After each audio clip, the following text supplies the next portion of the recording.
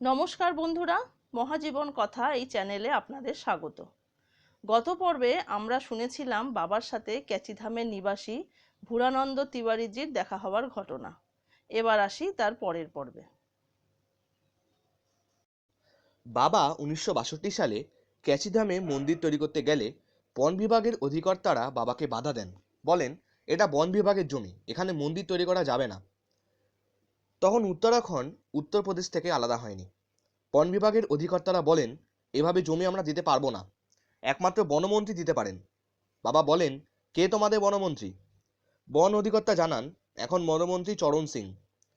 বাবার এমন লীলা, পরের দিনই স্বয়ং বনমন্ত্রী চরণ সিং বাবার কাছে এসে হাজির হলেন।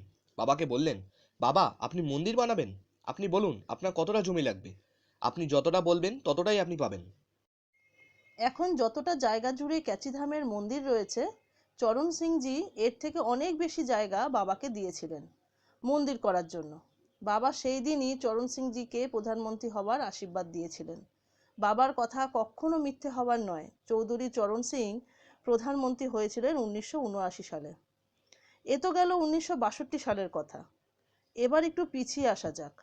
1937 সালে বাবার ঘরে দ্বিতীয় পুত্রের আগমন ঘটে। নাম রাখা হয় ধর্মনারায়ণ শর্মা। ধর্মনারায়ণ শর্মা মহাশয়ও দেহ রেখেছেন। 1945 সালে বাবার ঘরে তৃতীয় সন্তান, কন্যা সন্তান জন্মগ্রহণ করে। নাম রাখা হয় গিরিজা দেবী।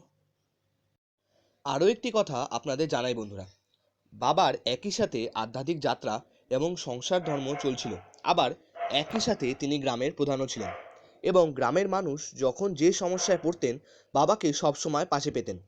গ্রাম প্রধান হয়ে বাবা গ্রামের সমস্ত সমস্যার সমাধান করতেন। 1952 সালে বাবা উত্তরাখণ্ডে হনুমানগড়িতে হনুমান মন্দির প্রতিষ্ঠা করেছিলেন। সেই ঘটনা আমাদের চ্যানেলের আগের পর্বতেই পাবেন। হনুমানগড়ি, কাকরিঘাট, ক্যাচিধাম, বৃন্দাবন এছাড়াও অসংখ্য হনুমান মন্দির বাবা বানিয়েছিলেন। তার সঠিক এবং সম্পূর্ণ তালিকা আমরা করতে পারবো না, কারণ সেই তালিকা শেষ হয়েও শেষ হবে না। তাই এই হিসাব না করাই ভালো বন্ধুরা। 1962 সালে ক্যাচিধামের প্রতিষ্ঠা করেছিলেন।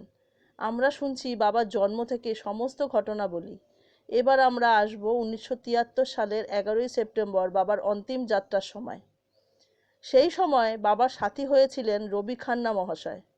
বাবার অন্তিম যাত্রার কথা শুনবো আমরা পরের পর্বে। ভালো থাকবেন সবাই। আজ রাখি। রাম রাম।